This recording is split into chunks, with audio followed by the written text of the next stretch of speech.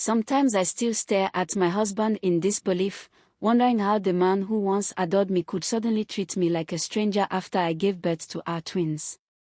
We used to be that couple everyone admired. Chike was gentle, attentive, playful. He would wake me with kisses and say, "Baby, you're my answered prayer." Before marriage, we talked for hours about everything and nothing.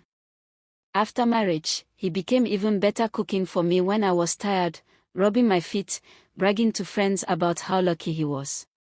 But everything changed when the twins arrived. At first, his love for them was beautiful.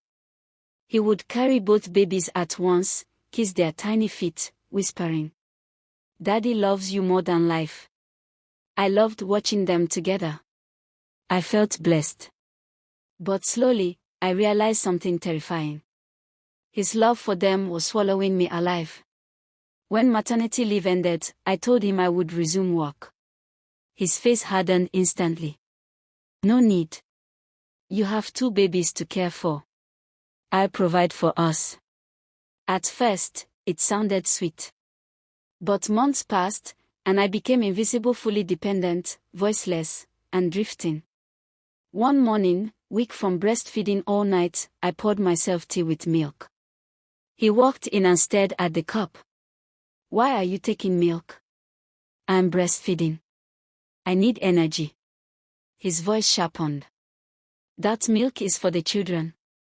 Don't waste it." The words pierced me. It was the first time I felt small. Days later, one baby spilled pap. I tapped her hand gently. He stormed in, voice shaking with anger. "Don't raise your hand on my children." "My children," I whispered. He glared. "My children."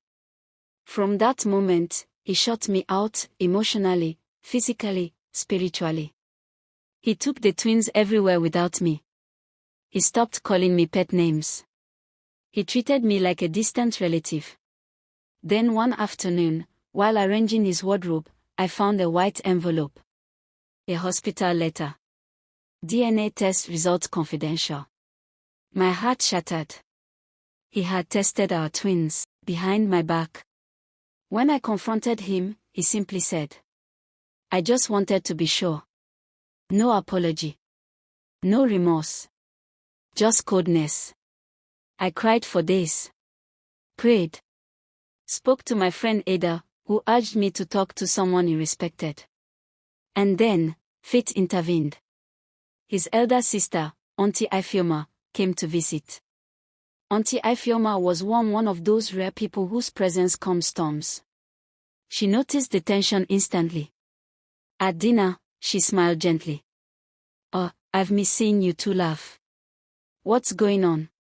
Chike muttered something about work stress. She didn't push. But later in the night, I woke to use the bathroom and heard their voices. Her tone was firm but compassionate. "Chike, what happened between you and your wife?" Silence. Then his voice cracked. He began to cry. "Sister, 6 months into her pregnancy, I found out she was still talking to her ex. She even visited him once. I saw the messages. My breath stopped. I covered my mouth to keep from crying out. I didn't want to confront her then," he continued. "She was pregnant. I didn't want to stress her or risk the babies." He sniffed hard, voice shaking.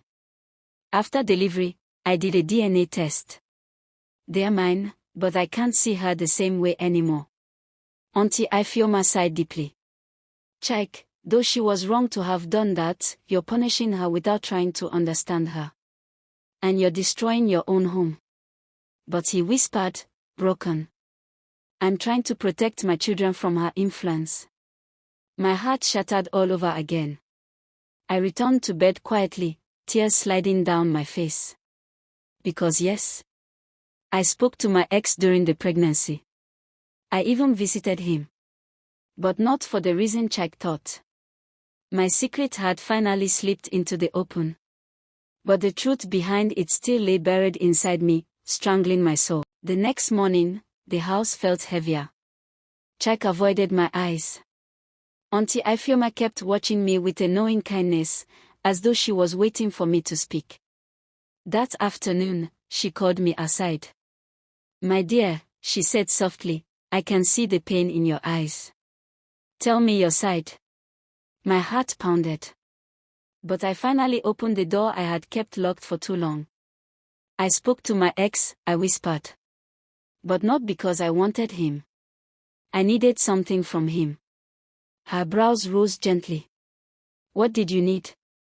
I inhaled shakily. "Closure." I explained everything. How my ex had suddenly reappeared during my pregnancy, apologizing for how he treated me years ago. How he said he wanted to return what belonged to me. A box of my late father's documents he had kept during our relationship.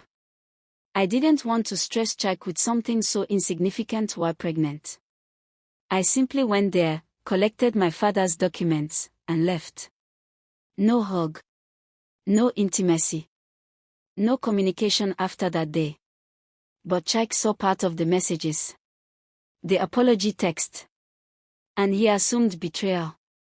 I kept quiet because I was afraid, I whispered. He was already stressed, and I didn't want to create tension while carrying his babies.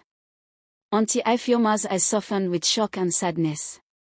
"Oh, my dear, you two are drowning in silence." That evening, with her mediation, I finally sat with my husband. My hands shook. My voice trembled. But I told him everything. Every truth. Every fear. Every reason I stayed silent. When I was done, Chuck just sat there stunned, ashamed, and overwhelmed. "I'm sorry," he whispered, voice cracking. I thought you were replacing me." His tears fell. Mine followed. He took my hands gently, like he used to. "I hate you," he said. "I punish you for a story I created in my head." For the first time in months, he touched my face with tenderness. That night, we didn't magically fix everything. But we talked. Really talked. And in the middle of that conversation, the twins began to cry. We went to them together. Side by side. Hand in hand. Like the team we used to be. Healing didn't happen instantly. But step by step, piece by piece. We began to rebuild what was broken. Not for the sake of the twins alone. But for the love we once promised each other. A love buried under pain. Misunderstanding. And silence. But still alive. Waiting to breathe again.